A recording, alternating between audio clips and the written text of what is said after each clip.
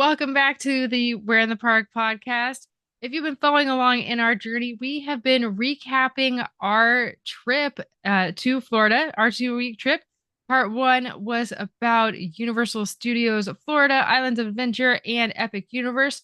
Part two was about our first ever Disney cruise on the Magic. And part three, that's this episode, we're talking about Walt Disney World Resort and our trip to Typhoon Lagoon and even SeaWorld Orlando. So here we go as we continue on our journey.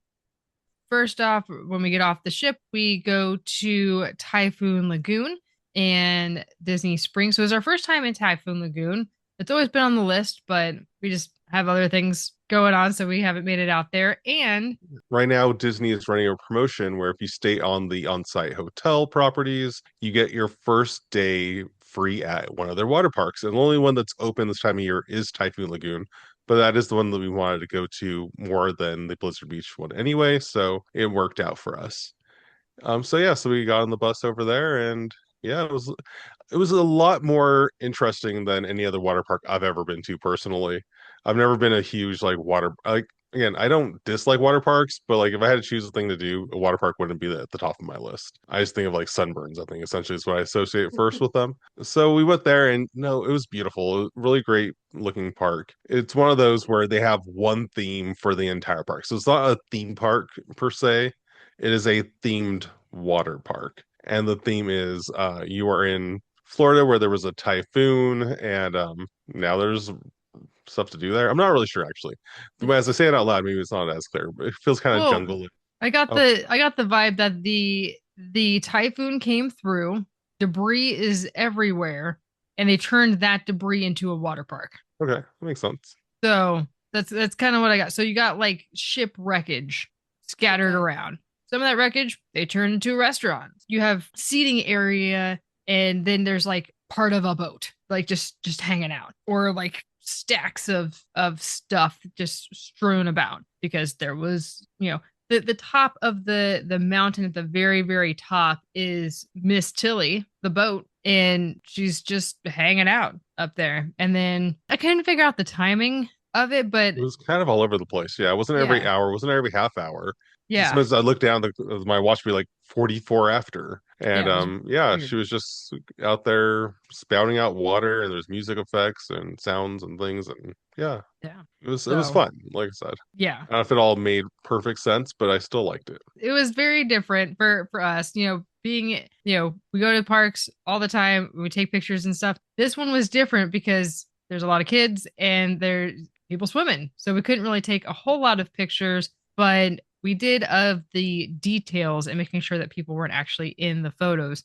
There's two big things for me that stood out. One was Miss Adventure Falls, which is, I think they call it like a family raft ride where like there's four people in a raft going down this water slide. But the storyline is Captain Mary Oceaneer, who is from the SEA and is an original character, from my understanding. And so you were going with her on this voyage and finding different treasures and stuff. However, there's so much water being sloshed around on this attraction that I didn't see any treasures. But there's one big thing that caught both of us off guard right off the bat. Kevin, what was that? So up the lift hill to your right, there's an animatronic parrot. What? A water park with an animatronic? Only here at Typhoon Lagoon. I mean, they might want to have one at Blizzard Beach. We haven't been there yet. But yeah, it was definitely a surprise for us. You can actually see it from outside of the queue if you know where to look, but we did not know where to look, so it got us by surprise. Again, if that's a spoiler, we apologize for anyone who would have had a better time not knowing that like we did. But that's what we're here for. Little Yeah. details. Yeah. Really cool. The other thing I liked in this park, they had one of those water slide roller coaster kind of setups, I guess is what you'd refer to it as. It's a coaster like raft ride, the Crush and Gusher. They actually have three different paths you can take. We took two of the three. The one down the middle that said it's like the most extreme. We didn't do that one. Just looking at it, I'm like, that's a lot of drops. Maybe maybe another time. But the other two are really fun. Like where it actually goes like up and down hills and stuff. I've never experienced that personally. I know some of the newer cruise ships have those. I'm not sure how many of the newer or the existing water parks in the world have these, but yeah, it was a lot of fun. Between those and the lazy river or whatever they call their lazy river over there were my Yeah. top picks of fun times over at this park. That those were all great too. But my second one that I have written down, Oh, Dole Whip and root beer samples. I don't know if this What? is year round, but when we were there, this was happening. A cast member had a tray and was walking down the walkway with little samples of regular Dole Whip, strawberry Dole Whip, just saying, "Hey, would you like a sample?"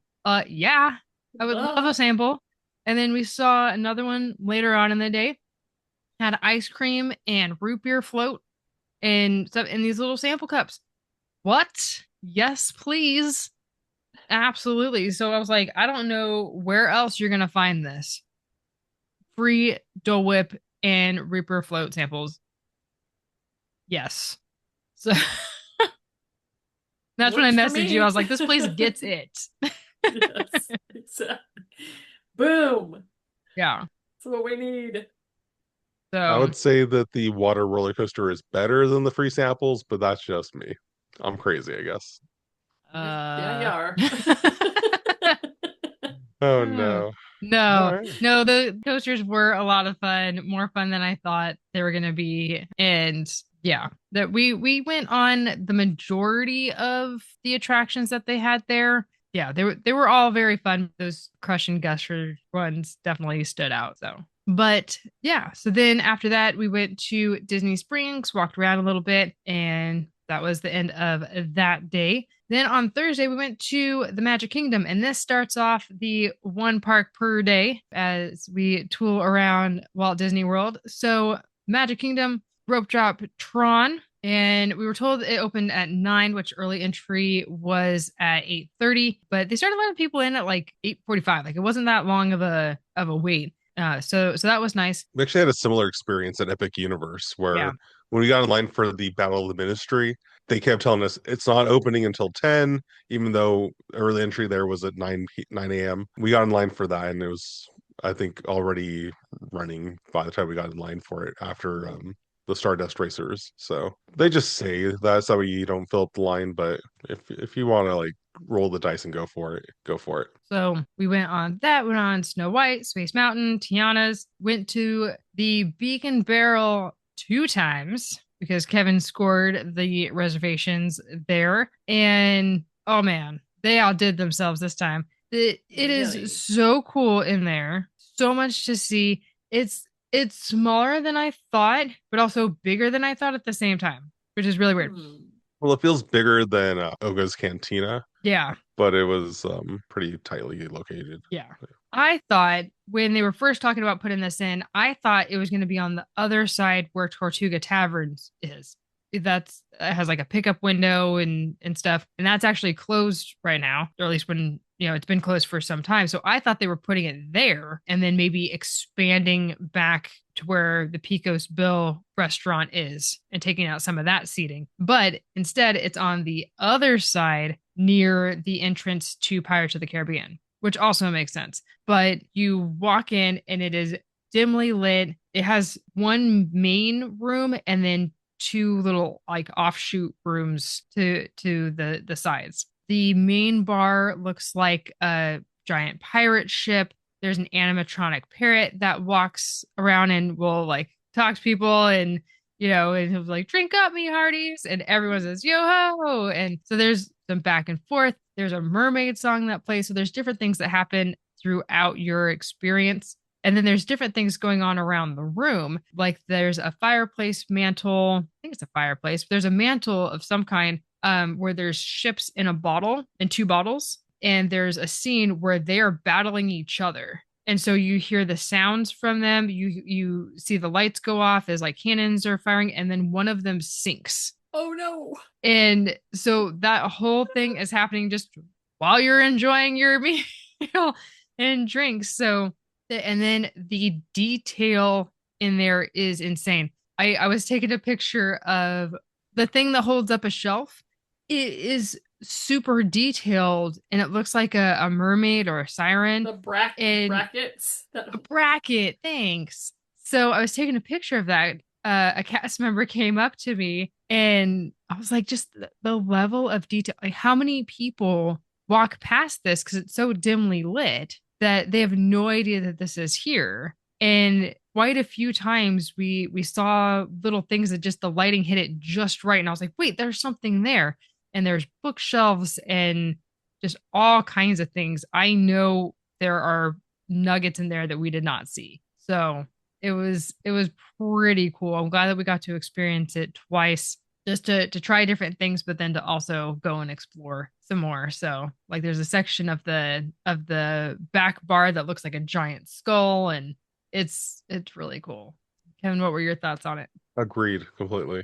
Yeah, no, it was a lot of fun. Yeah, even like the little snacks they had that were really fun too. The little like corn, Little um, Johnny cakes. yeah, they were really good. And the red service, which we later learned was a bunch of the Club 33 snacks just combined into one platter for the Walt Disney World Club 33 snacks apparently. Yeah, so the plantain with the salsa there really good, and everything that was a lot of fun and really good. So the beer was good, that was good. The mixed drinks were good. Yeah, good time.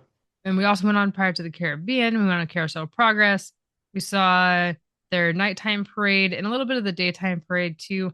As we were walking around, we went on the Hall of Presidents and Haunted Mansion. So got in quite a few rides. Went all around the park. Took a lot of pictures. Again, as we are diving into this podcast, we were really taking a look at the windows down Main Street and have thousands of pictures just on Main Street alone. We have our work cut out for us, but like I said, we have a lot of episodes planned for a long time as we dive into this. So yeah, on Friday we went to Disney's Hollywood Studios, and the big highlight for me there one was seeing Grand Avenue as it transitions to Monstropolis. So we have a few things coming down with construction, and of course the concept art on the outside. But there's still pieces of the Muppet Land there that are still there. We went on Rock and Roller Coaster a couple of times as well, again, just to give that last goodbye. But we're really looking forward to the Muppets moving into town on that attraction. That's going to be fantastic. Definitely. That ride can use an update, let's be honest. Yeah. It's I have time. nothing It's against definitely time. Aerosmith, but yeah, Yeah. definitely. So then we also saw the new Villains show that's right behind the Rock and Roller Coaster. And that was actually quite surprising. I hadn't really read into the show a whole lot, but yeah, their use of screens and how they become different mirrors and stuff. And it's the magic mirrors story of villains that, I don't just report to one villain. They all come at me Wow. with things, and who's the most Oh, misunderstood. misunderstood. Yeah, I think misunderstood is the word. Yeah. And so there's three live performers that come out as they like, no, I'm the most misunderstood because of this, that, and the other. And they kind of rally the crowd, and then the crowd votes for which one of the three is the most misunderstood. So it was very interesting. Definitely not what I expected, but it definitely plays into the rewatchability because a different villain can win the next time. And I think they switch up the villains themselves too. So it might not be As far the as we same know. three. Yeah. I can So hope that that's what's happening. I would assume so. Yeah, it's another one with unexpected singing because the magic mirror does kind of rap a little bit, which I didn't Yes. expect. It wasn't terrible. I mean, it was one of those things where it fit with the storyline and it made it a little more interesting than him just talking, I suppose. I'm sure they tried it one way before they went with this way, and it does seem like it's the correct choice, but it was a little unexpected. Yeah, that's fair. We also went to Oga's. That's always a good time. We met up with friends of ours, Kara and Mike, over at Ionics. They had never been to Oga's, and I did not know that because I thought they had been before. So it was cool to see from their perspective as first timers. So As Walt Disney World pass holders, I had expected them to have gone to this restaurant or whatever you want to call it, guys, bar or restaurant or experience, but But there you Yeah, it was go. good to introduce them. So, because it wasn't our first journey to either Coast Oga's Cantina, but it was fun. And then we went to the new Little Mermaid show. And that one, they really stepped up their game with it. That one was another one in my mind that really needed an update, and they made it happen. They still are using the puppets, which are fantastic, but also introducing there's a new screen in there that they can project light onto, so it makes you have the bubble effects and all of that, and it was really nice. It was really cute. On the screens, it looked like the puppet versions of the character, so it wasn't as jarring when they had the actual puppets on the stage. Yeah. So, it was cool. A really good use. It's like the brand new LED technology is just in both of these new shows, where, like Amanda was saying with the villains one, like they went all out where it's hard to describe, where it's like the mirrors, I guess, like look like framed like portraits and stuff would move while the animation on it was also moving. And it was just kind of like, yeah, it was definitely a technical achievement for that one, as well as the Little Mermaid one, where Yeah. there's different layers of screens happening in that show too, where you have actors behind a screen with stuff happening in front of them, and then there's other screens behind them with stuff, and you can tell they spent a lot of time balancing this act, and yeah, it was really fun. And then we also went to Doc Ondor's and really inspected in there because I mean there's so much to see in on both coasts anyway, but we were really analyzing and taking pictures around so we can do a whole episode on that and really compare and contrast between the West and East Batu and seeing what Doc Ondor has in his collection. Speaking of Doc Ondor, I don't know if the West Antiquities shop has this, but on the East Coast, Doc Ondor stands up. The Yeah, animatronic, it's true. the animatronic in there, that he's like on his computer, he gets a transmission, everything. He turns around, stands up, and moves his counter and then sits Oh. back down. I lost it. The cast member there was like laughing at me because I was like, he stands up. And she was like, yeah. I'm like, I'm from Batu West. He does not stand up over there. Right?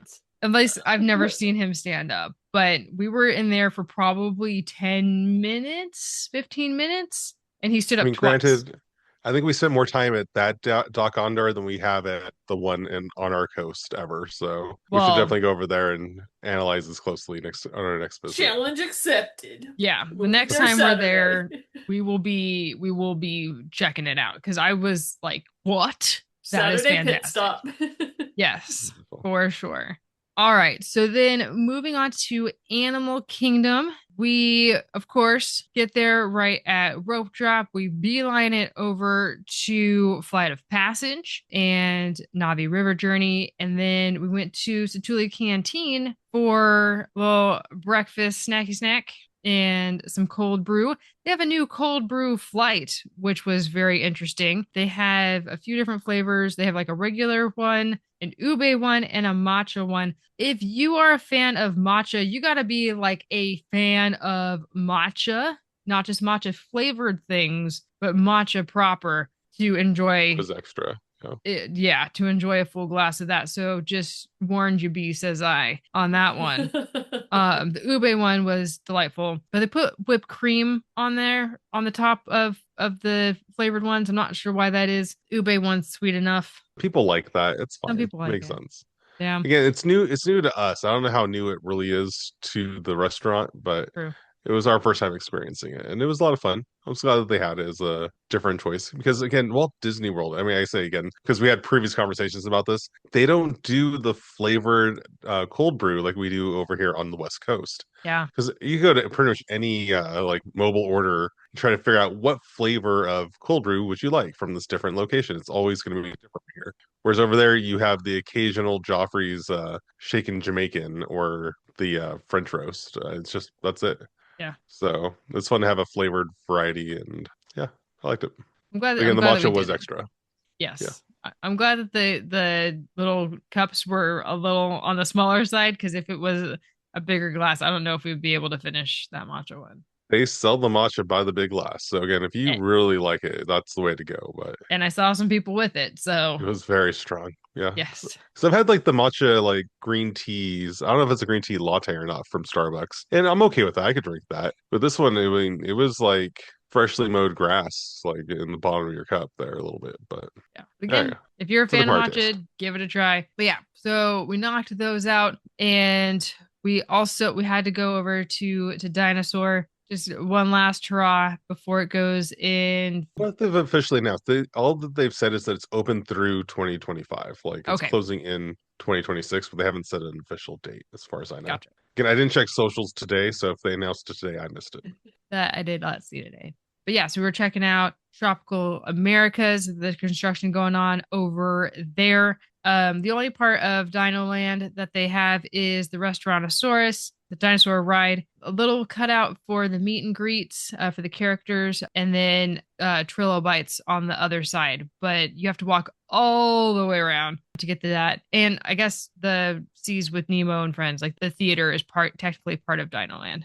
Maybe it's not the seas over there. That's the one at Epcot. This is just the Oh, Finding Nemo the musical or something. yes, yes, the theater. So a lot of construction walls, a lot of walking around to get to the next part of the land there, but that's okay. So we just saw a bunch of dirt mounds, no vertical construction yet, but it's still early in the process. Be very fun to watch what happens. But yeah, we went to the Yeti attraction, went on the safari, did that earlier in the day, and then towards the end of the day we went to the conservation station in Rafiki's Planet Watch, and we drew Shere Khan, which I thought was interesting, over at their animation area that they have back there. Never have I drawn Shere Khan, so that was awesome. And I love that they give you the paper with the guidelines already on the page. So you don't have to Nice. start drawing with the circle and your cross hatches and stuff. That's already there for you. You don't have to So, guess the size of a tennis ball or grapefruit or whatever they tell you during the Animation Academy over yeah. at California Adventure, I where it's can like, yeah, never just do draw the a circle. circle. I can't Oh, do a Yeah, circle. I'm like, just draw a circle no. the size of a It's like, softball. I don't what? Oh, how big so is a standard cantaloupe? I'll never know. I don't So yeah, I it's don't need tough. it. I don't yeah. know.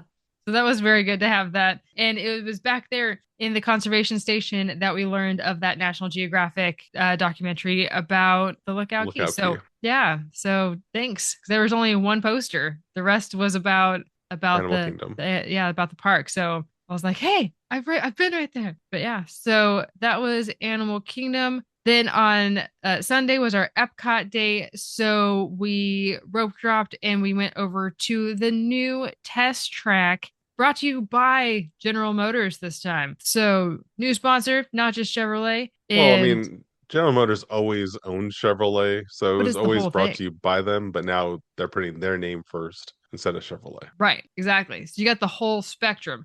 So at the end where they have their cars, it's like their whole lineup of cars. So under the General Motors umbrella. So that was interesting. But the ride itself, I think Kevin and I are both in agreement, much better in terms of the storyline, the use of the screens. It makes sense. It's about the future of car technology and where technology currently is, what they're developing, what they're looking into, and brainstorming some future ideas. And it's like, yes, this is world discovery. This is what we should be talking about is the future of driving. It absolutely works. The ride mechanics, like the track is the same, I think. I don't think anything Yeah. changed there, but the storyline did. And I think they did a really great job with it. Yeah, I think people who really are like pass holders who went on that ride many times and had that ride track memorized. I think if read reviews from them being like a little disappointed with this, thinking that it should have done more. But being people like Amanda and me, where we've been on test track, 1.0 and 2.0 only a handful of times because we're only out there just so often. We don't live on that coast. We don't have the ride memorized from the previous version. So this one, it felt like a more complete ride this time, where I feel like 2.0, like with like the little show stops where it'd be like, now let's see how you did, and it would only sometimes work. Things like that would happen during the 2.0 version, and it had a lot of kind of like dead space areas as you went around corners to the next experiment or whatever the storyline was for that one. I feel like that was fixed on this ride where it just kept going and stuff kept happening. And I loved all the smells in there and the sights. And yeah, it was just a lot of fun. So it felt like a more complete experience than it did in the past, for at least for me. So yeah, I loved it. I love the way that they improved it. But you don't get to build your car because before you were in like this room where you could design your car, and then the whole point was that you're going to put your car through a series of tests against other people in your ride vehicle. And none of that is happening now. That room, you don't go in and build your car. You're not competing with anybody. So that gamification of it is gone. But instead, they put together a storyline that actually makes sense in the land that it's in. I prefer personally. Yeah, So I'm I'm all okay for with it. it. It keeps the line moving. So I approve. But then we went on Guardians of the Galaxy because it's right there. Yeah, it was great. It was fun. Always a good time. Then we went on Frozen. We had some tacos. We went to Geo 82 for the first time. That is their new dining area kind of behind Spaceship Earth that looks out onto the Like below world. and behind. Yeah. It's actually, I think it's an adults only bar kind of thing, the way it's set up. Like, I Yeah. don't think kids are even allowed in the spot. It's weird though, because on the outside of Spaceship Earth, they don't have an official sign for this. They just have like a little sandwich board thing saying Geo 82 is over here. Like, they didn't make like anything official for it. Inside Oh. feels very official, like it's going to be there forever. Because I believe it used to be a lounge for Siemens or whoever Yeah. was the sponsor before, and they've converted this into a bar for adults. And it is beautiful and fun, and the food there was fun. I mean, we only had the charcuterie board there, but it was phenomenal. It was probably the best charcuterie board I ever had in my life. It was really, really good. It's really good. Yeah, we were saying that the windows look out onto World Celebration. Beyond that, you could see the lagoon and then the American Adventure building. But there's so many trees that they've planted that you can't really see anything. And they're only going to grow from there. So we weren't really sure what that storyline was because eventually you're just going to see trees. Pretty sure you could also see like the monorail track out there. Just like it was like Yeah. angled at the same level as it. So that track blocked the lagoon completely. So yeah, it was kind of weird. I don't know as far as the view goes, but Yeah. it was still fun. I don't have a problem with it. It was good. No, it was just my like, huh, that's weird. But then we also had lunch at the Space 220 lounge. We had eaten at Space 220 before in like their main dining area, but we went to the lounge portion of it this time, where it has kind of a different menu. That's a good time. It's always a good time at Space 220. It's just a different vibe. Definitely a weird experience there with the you have to wait for your elevator to be able to get to the restaurant. You know, all this is in air quotes. You know, you had to wait for the elevator that takes you up to space, 220 feet above. So that's why it's called this. Yeah. And yeah, it's cute. It's fun. You have a big screen with planet Earth. It makes it look like you're floating in space. I believe it's a nod to the classic Space Station X1 or whatever it was at Disneyland back in the day, where it looks like you're above the planet, but with the high-tech screen and animation happening and occasional astronauts going by. So yeah, it's fun. And then also in all of that, we're taking a bunch of pictures around the world. Lots of different episodes coming about the World Showcase, so stay tuned for that. But then we also had a dining package at Spice Road Table for their nighttime spectacular. So we sat out along the water and ate dinner, and then immediately after that was the show. We I got believe it's Luminous right now. Is that the show name? Luminous. Yeah. I think so. They had a shirt, so So yeah, we were like right at the water's level, so we could see all of the jets and stuff. We had seen the show in the past, but to see it from that angle, it was really cool. That pretty much closed out the park, so we walked from the back of the park all the way to the front with a few other stragglers, and we took our felt time. bad. We're like cast members just want to go home, like It looks so pretty at night, so we're gonna take some yeah. photos. And it was packed because it was a Sunday and the Food and Wine Festival is going on. So it was really hard to get pictures without people in it. So once the park was closed, it was like, there's nobody in this shot. Take the picture quick. But yeah. So then on our last day, we went to SeaWorld Orlando and had a very quick trip, just 2 hours, beelined it around the park, took some new pictures, and went on their new, what's the ride called? Like That Arctic. was Expedition. Yeah, Expedition Odyssey. It was interesting. Yeah, it mirror. So if anyone has been to Legoland, Emmett's they, Flying Adventure ride at one of the parks. yeah. Emmett's Flying Adventure Masters of Flight.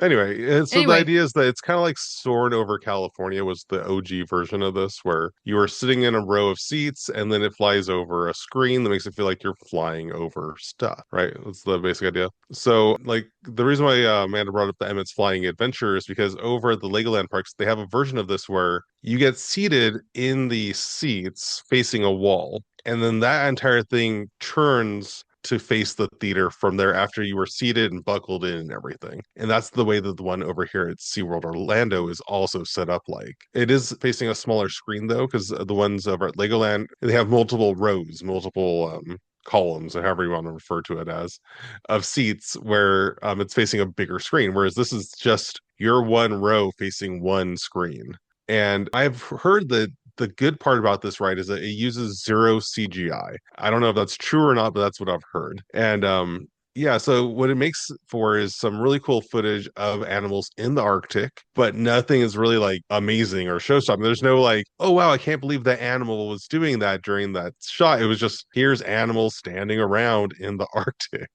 and you're flying over them. I mean, the most interesting part I think was the poor polar bear. They kind of like looked over towards the camera and you could see like look on his faces like, why do you have a drone pointing at me right now? And the scenes kind of felt very like they went on soaring around the world. We're like, how can we recreate that feeling? So it starts out with like a mountain, very similar to the beginning of that version of the ride where it has the Matterhorn. This one just has some Arctic mountain. I don't know the name or whatever. And then the polar bear scene again, like kind of mimics the scene from that ride over in Epcot and California Adventure.